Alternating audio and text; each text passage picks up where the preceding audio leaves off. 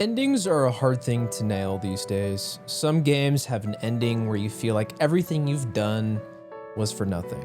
Some are extremely anticlimactic and don't give the same feeling most of the game did, and some give you cliffhangers for the sake of a future sequel when it doesn't feel deserved at all.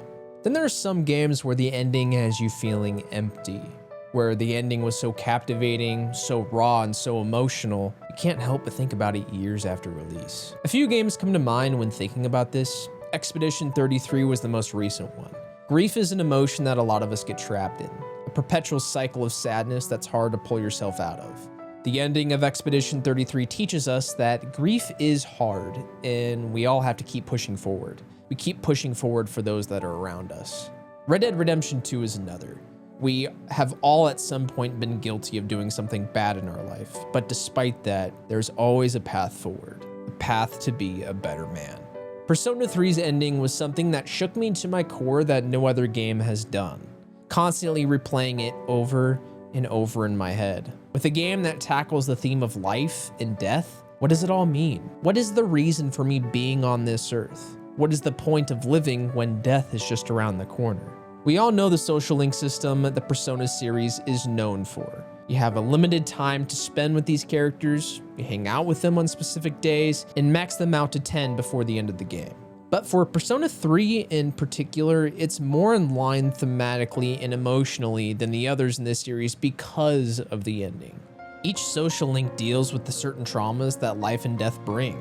Yukari lost her father in the accident 10 years ago with the Kirijo group and the start of the shadows appearing. Her social link is her coming to terms with his death, as well as her mother trying to move on by finding another lover in her life with some pushback from Yukari herself. Yukari hasn't moved on yet, so why should her mother? Towards the end, after coming to terms with what actually happened with the help of Makoto, she decides to try and understand her mother, to try and repair a once damaged relationship. Mitsuru lost her father in the events of the story, and her social link deals with the aftermath of that. Understanding her role as the leader of the Kirijo group, learning to live a normal life rather than continue being sheltered with her rich upbringing, battling an arranged marriage by her family. Towards the end, she understands that at the end of the day, listening to herself is what's most important. To live life free of the anxiety and weight of the family behind her. One of my favorite social links, Akinari, deals with the fact of inevitable, fast approaching death from sickness. He asks questions like, what's the point in living when he is essentially already doomed to death? Why would he want to burden someone with his troubles when he is struggling himself? Is there a point to continue anything at all? But towards the end is a realization of doing what you can with the time you have left, such as the touching story he finished toward the end of the social link. I remember bawling at the end when Akinari's mother meets Makoto, and it's this heartbreaking story about his mother fearing his death every day of her life. But she then came to terms, knowing that he was glad to be on this earth. Glad that he finally finished his story and shared it with his friend. This social link best represents the overall theme in my opinion. His mom said it best, tell those closest to you that you love them. You never know which day will be their last. Even one of the least liked social links, such as the Gourmet King, has a meaning. Along the lines of Kasumi and Sumire from P5R, he lives in the shadow of his brother who passed away. His brother was the best at everything, and Sumitsu lived in his brother's shadow. When his brother died, he was relieved. He wouldn't be in that shadow anymore. But of course, that was short-lived, and towards the end of that social link, he realizes that his thought process was sort of awful, and to move on with his life and make up for what he thought of his brother, he leaned into what he loved best: food. He became an acclaimed food critic. He found a reason to live for his brother and himself. The social link that resonated with me the most would surprisingly be Chihiro's. Chihiro struggles with social anxiety, and that's putting it mildly.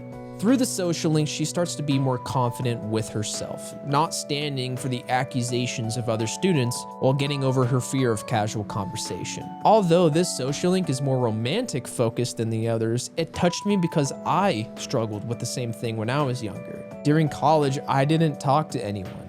I was scared of people not liking me or possibly saying the wrong thing to someone. I was deeply afraid. But as I got older and learned to be more confident in myself, I became the man I am today. This social link had me reminiscing on those days and gave me a proud feeling, proud of how far I came. There are lots of other social links that follow the same guidelines, but you get the point here. Each character you meet has an association with life and death or some sort of trauma. The theme of life and death really starts to rear its head towards the last half of the game, specifically starting with the death of Shinji. With the reveal of the accidental murder of Ken's mother, the encounter was incredibly touching because of how much this moment influences Ken for the future. Shinji makes Ken realize the path he would be going down is something he can't turn back from. It haunted Shinji, and it will haunt Ken as well. It won't bring his mother back, and it won't cause his emotions to subside. It will only make things worse. It's only until after Shinji is murdered by Takaya that same night that makes him realize Shinji is absolutely right. Shinji dying changes nothing. But because of the lessons learned there on each side, Shinji dies content, realizing he prevented the same thing happening to Ken that happened to him. Ken now understands the weight behind the death of a person. Instead of him killing Shinji and being haunted by it, he instead cares deeply for Shinji and finds a reason to keep on living. From now on, you're gonna have to live for yourself. But I can't.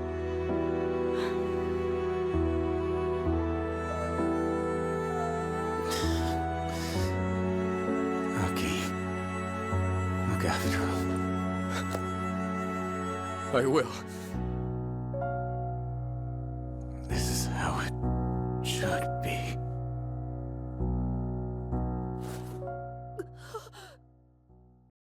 Chidori's death was an event that was even more touching to me personally. Throughout the game, from the start of Junpei meeting Chidori for the first time, you could tell that there was some sort of connection there, and that ultimately became true during the hospital scenes. The constant visits from Junpei, the emotional change you could see with Chidori, even with her pushing Junpei away towards the end. Chidori suffers the same fate as Shinji, where she is doomed to die. Both of them had to come to terms with that earlier than those around them due to suppressants that were given to them.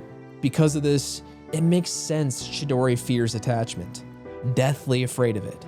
Attachment and early death result in unintentional pain for her. What makes this beautiful is the fact that she gives her life for Junpei in the end. After all this time, she found a reason to live, not in the conventional sense, but to live inside Junpei. I can hear you. The sound of your beating heart. But dumb. That's all I needed to know. Now I can go on living in you. I'll always be with you. Huh? Hey, Chidori! Stay with me! This eventually moves on to Junpei after going through a depressive episode of questioning life, and he starts to realize his reason for living. It's for her. The final event that really supported the ending being so good was the Aigis storyline towards the end of the game. The reveal that she battled Thanatos on the bridge and sealed death itself into the nearest thing on the bridge, which happened to be our Makoto. But in the moment of that second battle, Aigis isn't able to defeat Ryoji. At that moment, a robot of all things was afraid of dying. Not necessarily afraid of death itself, but not being able to protect the gang anymore. More specifically, afraid of not being able to protect Makoto. It was a revelation of the least likely thing to live is in fact alive. And the progression of that after Aigis' return after a month of being away pushes this home even more with the start of her social link, which is the progression of her understanding of what it means to live. I love it so much because her social link directly connects to the overall story that no other social link does. She finds her reason. Directly after the battle with Nyx, Makoto finds his resolve to keep pushing forward, to save those he loves, and in doing so, he's able to wield the Universe Arcana and is able to use the Great Seal to seal away Nyx and heal the world of apathy. It is told to the player that he found his answer after sealing away Nyx. A lot of that is up to interpretation of what that means, but for me, it means legacy. How will people remember you in life? To live, it means to care for those that mean most to you. to accomplish the goals you set for yourself and to keep moving forward. And after death, your memories will live on. Makoto sacrificed himself to save those closest to him. His reason for living was for his friends, but that also meant dying for them as well. The rooftop scene is one of the most beautiful yet heartbreaking scenes in all of media because of the weight behind it. At the start of the game, Makoto was apathetic himself. After witnessing the death of his parents, he sort of stopped caring. With his deadpanned look, constantly tuning out the world with his music, disassociating at the beginning of the game, it all starts to change as you start to progress through the game. You create bonds, create memories, share traumas. You learn what it means to live, to care, and to love. The monologue of Aigis while Makoto lies in her lap, it was an extremely touching scene, reminiscing on the memories the gang all had together and how it all shaped Aigis, how it caused her to become who she is now. Not a robot designed to kill shadows, but a person who has emotions. A person who now has purpose, to protect those she cares about the most, to be by Makoto's side through thick and thin. She found a reason to live. Him. Which makes it all the more heartbreaking when Makoto closes his eyes. After resisting for so long after the final battle, to just keep the promise to his friends by meeting on the rooftop of the school, all in hopes of them remembering all that transpired. Sorry. What's gotten into me? It's good. I finally found a reason to live.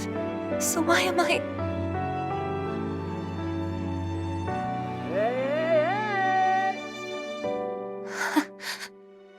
They're here. I see it now. I have friends. We support each other through thick and thin. Not everything needs to be for some greater purpose. Just caring about someone can be enough. That's all we need to give our lives meaning. As for me, I found my path. And that's to protect you with my life.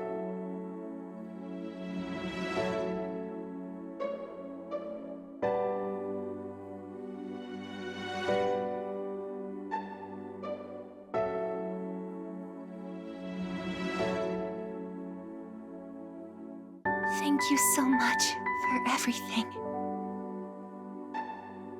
You must be tired. Go ahead and rest now. I'll be right here. I won't be going anywhere.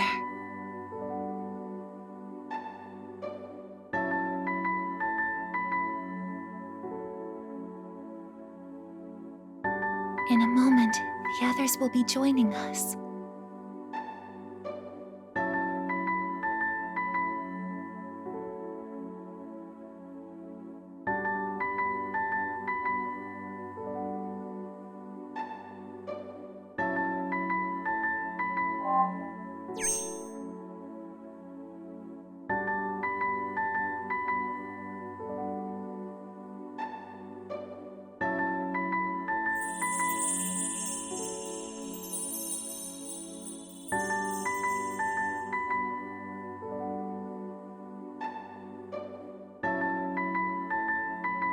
It'll be okay.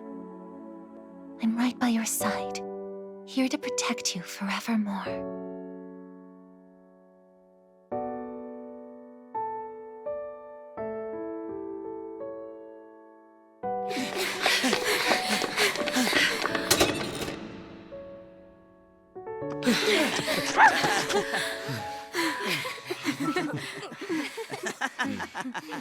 Persona 3 is a game that teaches you that the meaning of life is the memories you made with it, your friends and loved ones. We all live for them. At some point in all of our lives, there may have been times where we even wished for death's embrace. The world is a painful place. Loss, heartbreak, broken trust, apathy, but we keep going for those around us. Our life has more meaning than we know. Persona 3's ending was one of the best endings I've ever experienced in a video game. There are very few games that I can say changed my life, and this was one of them. To be real, there are times in my life where I struggled with apathy. There were times I would ask the question, what is my purpose in this world? What meaning does my life have in all this? And playing this game really puts things in perspective for me. Not even trying to be weird, but now I sort of think my life is full of social links that I need to max out. Spend as much time with your loved ones as you can because that's the point after all. Life is too short. Persona 3's ending is something that will stick with me for a long time. It taught me lessons of cherishing life to its absolute fullest. Even during dark times in life, there will always be a light at the end of the tunnel. That apathy is something that needs to be broken. We as people can't live life as husks wishing for death. It's no way to live. We must keep pushing forward for what is best for us and the friends around us. Next stop, Persona 6. Hopefully that game lives up to the hype. Thank you so much for watching, everyone. If you guys like the Persona content, let me know. I love this series, so making more videos on it would be tons of fun. Also, if you haven't already, give the channel a sub as well as liking the video. This helps out a ton for a small channel like me. I also would like to know how much Persona 3 meant to all of you and your interpretations of the ending. Leave a comment below. Anyways, thank you once again for tuning in, and I'll see you in the next one. Bye-bye.